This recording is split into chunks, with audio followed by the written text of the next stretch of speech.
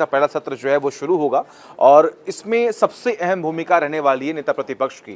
तो आखिर वो चेहरा कौन होगा और आने वाले वक्त में सत्र कैसे हंगामेदार रहने वाला है और जो मुद्दे हैं आखिर किस तरीके से विपक्ष उसको उठाएगा, उसमें कितनी मजबूती होगी, आज इस पर हम बात करने जा रहे हैं। बिल्कुल, और ये भी देखना साथ ही सचिन बहुत ही दिलचस्प होगा। देखिए, नेता प्रतिपक्ष को जो तमाम बड़ी एजेंसियां जिसमें सीबीआई है, एनएचआरसी है, केंद्रीय सतर्कता आयोग का नाम शामिल है, केंद्रीय सूचना आयोग इसमें है, और ये तमाम ऐसे आयोग हैं जिनके जो प्रमुख की नियुक्तियों के सदस्य बनाया जाता है इन समितियों का, और इनकी नियुक्तियों में महत्वपूर्ण भूमिका जो होती है नेता प्रतिपक्ष की होती है। ऐसे में चूंकि जिक्र आप कर रहे थे कि अगर कांग्रेस की ओर से राहुल गांधी नेता प्रतिपक्ष यहां से बनाए जाते हैं तो लोकसभा में जो टक्कर है वो बहुत ही दिलचस्प हो जाएगी। और साथ ही ये भी समझना होगा सचिन, क्योंकि जिस तरीके से खासतौर पर इन चुनावों से पहले तक हमने एक बहुत ही महत्वपूर्ण मुद्दा गरमाता हुआ देखा है, वो ये कि जो तमाम बड़ी एजेंसियां हैं, सीबीआई हो, ईडी हो, चुनाव आयोग ही क्यों ना हो, और यहाँ तक कोर्ट की कार्यवाही क्यों ना हो, कटघरे में हमेशा विपक्ष ने शामिल किया है। हमारे साथ सुमित भी जुड़ गए हैं इस पूरी चर्चा का हिस्सा बनने के लिए। सुमित, दो महत्वपूर्ण बातें, एक तो पहला सत्र शुरू होने वाला है 24 से लोकसभा का, और दूसरा नेता प्रतिपक्ष को लेकर जो लगातार सवाल खड़े हो रहे हैं और प्रमुख एजेंसियों का लिए भी एक बहुत निर्णायक भूमिका में वो आ जाता है। हाँ बिल्कुल, और नेता प्रतिपक्ष खास तौर से इस वाली लोकसभा में रंजना है, क्योंकि पिछली दो लोकसभा में हमने देखा कि कांग्रेस पार्टी क्वालिफाई नहीं कर पा रही थी विपक्ष की पार्टी बनने के लिए ऑफिशियली। हालांकि अधीर रंजन जी को बनाया गया था लेकिन वो ऑफिशियली नहीं था।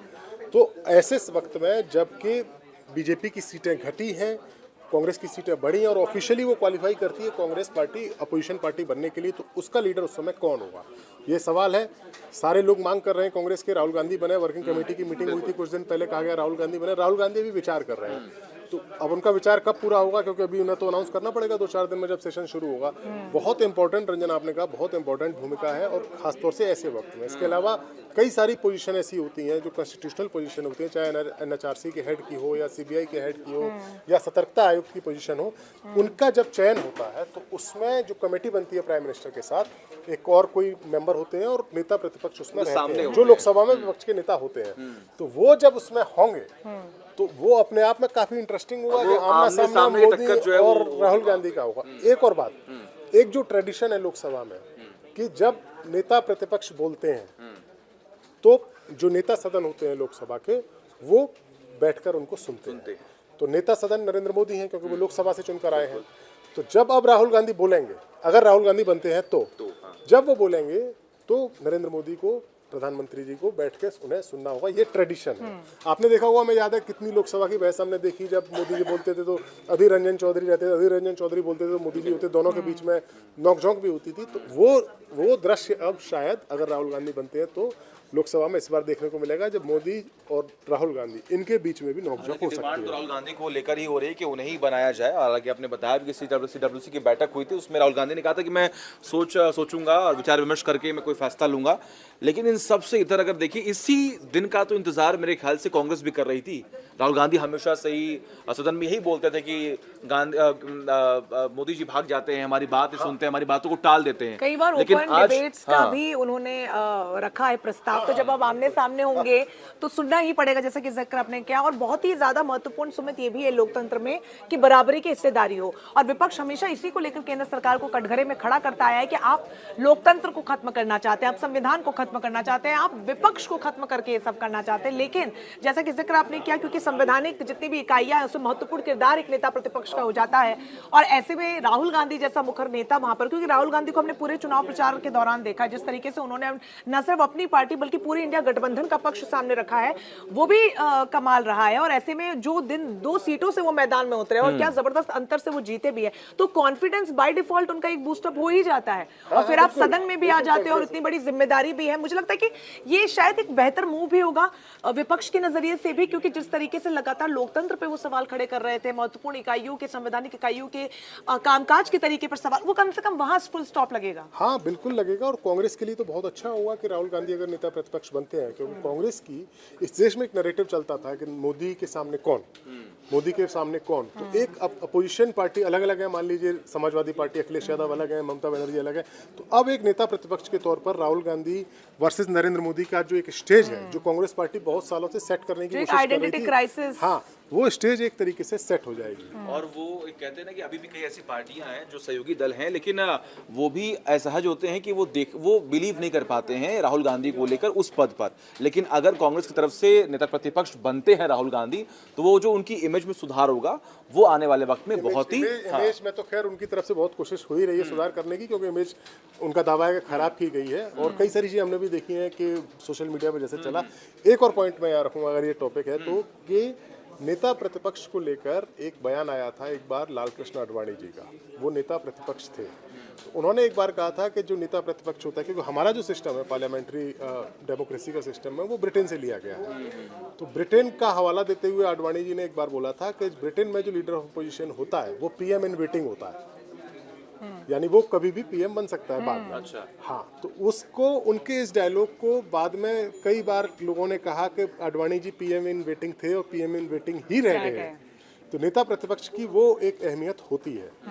नेता प्रतिपक्ष पिछली 2 बार से नहीं थे एक तरीके से कहा जाए, क्योंकि सीटें कांग्रेस को मिली। हाँ, लेकिन अधीर रंजन चौधरी को इसलिए बनाया गया था क्योंकि जो अभी हम बात कर रहे थे ना, कई सारे जो कॉन्स्टिट्यूशनल पोस्ट है उनको नियुक्त करने के लिए आपको नेता प्रतिपक्ष का एक होना जरूरी है। वो जो कमेटी बनेगी वही कमेटी चुनाव करेगी, इसलिए अधीर रंजन चौधरी को वो पद दिया गया था, जबकि कांग्रेस पार्टी क्वालिफाई नहीं कर पाई। इस बार कांग्रेस पार्टी क्वालिफाई नहीं कर रही है, अच्छी खासी संख्या में 99 सीटें हैं, विपक्ष के पास बहुत ज्यादा सीटें हैं। जैसा राहुल गांधी ने अभी 2-4 दिन पहले अपनी प्रेस कॉन्फ्रेंस में कहा था कि इस बार विपक्ष को अवॉइड करना, विपक्ष को नजरअंदाज करके अपने बिल्स को पास करा लेना मुश्किल होगा सरकार के लिए।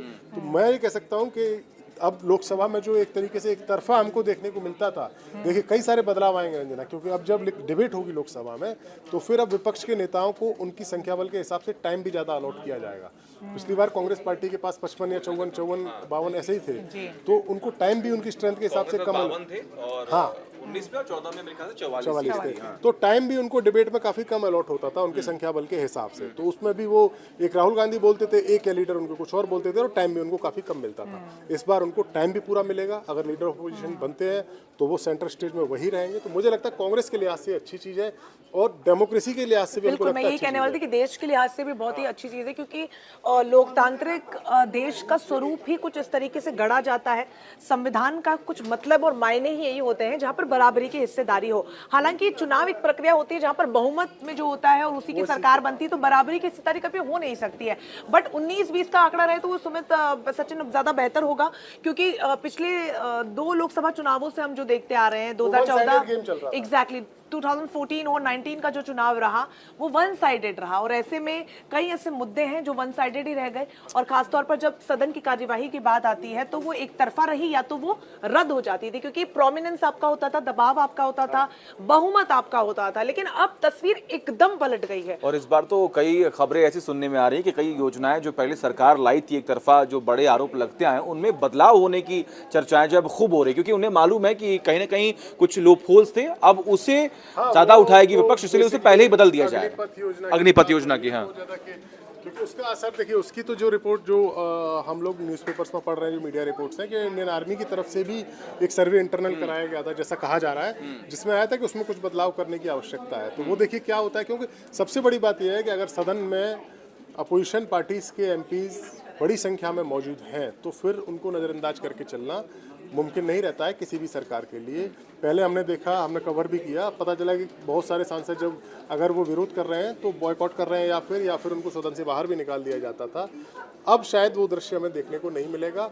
और अगर राहुल गांधी बनते हैं नेता प्रतिपक्ष तो फिर मुझे लगता है कि बहुत अच्छी डिबेट और बहुत अच्छी टक्कर लोकसभा में खास तौर से हमको देखने को मिल सकती है। बिल्कुल, और यहाँ ही बहुत ज़्यादा सभी की जो निगाहें इसी बात पर होंगी, क्योंकि राहुल गांधी को जिस तरीके से फ्रंट फुट पर देखा है, और जो चाहने वाले भी हैं खासतौर पर जिन्होंने वोट दिया और एक अच्छा मैंडेट उन लोगों को भी दिया विपक्ष को, वो भी शायद सुमित कहीं ना कहीं एक्सपेक्ट कर रहे होंगे कि राहुल गांधी फ्रंट फेस पर है। हालांकि ये देखना बेहद दिलचस्प होगा और समय बताएगा कि नेता प्रतिपक्ष कौन होता है। हाँ बिल्कुल, और एक और बात है कि मुझे लगता है कि राहुल गांधी के लिए अब कोई समस्या नहीं है नेता प्रतिपक्ष बनने में, क्योंकि इससे पहले जब उनसे कहा गया था तो उनका कहना था कि ये इंटरनल बातें हैं कांग्रेस की कि भाई पार्टी का अध्यक्ष भी मैं हूँ पहले, और मैं ही नेता, हाँ, या फिर पार्टी की अध्यक्ष मेरी माँ है, और मैं यहाँ लोकसभा में पार्टी का नेता बन जाऊँ तो ठीक नहीं, लेकिन अब मौका भी है, दस्तूर भी है, क्योंकि पार्टी के अध्यक्ष मल्लिकार्जुन वो खड़गे जो जी हैं। परिवारवाद का भी बार-बार ठीकरा फोड़ा जाता था और उस छवि को भी कहीं ना कहीं कांग्रेस पार्टी ने थोड़ा बहुत साफ करने की कोशिश की। बहरहाल देखना बहुत दिलचस्प होगा, हालांकि समय बताएगा कि नेता प्रतिपक्ष कौन होता है। लेकिन ऐसी तमाम जानकारियों के लिए आप न्यूज नेशन के साथ लगातार जुड़े रहिए। हमारे यूट्यूब चैनल को सब्सक्राइब कर सकते हैं, फेसबुक पे हमें फॉलो कर सकते हैं। फिलहाल हमें इजाजत दीजिए।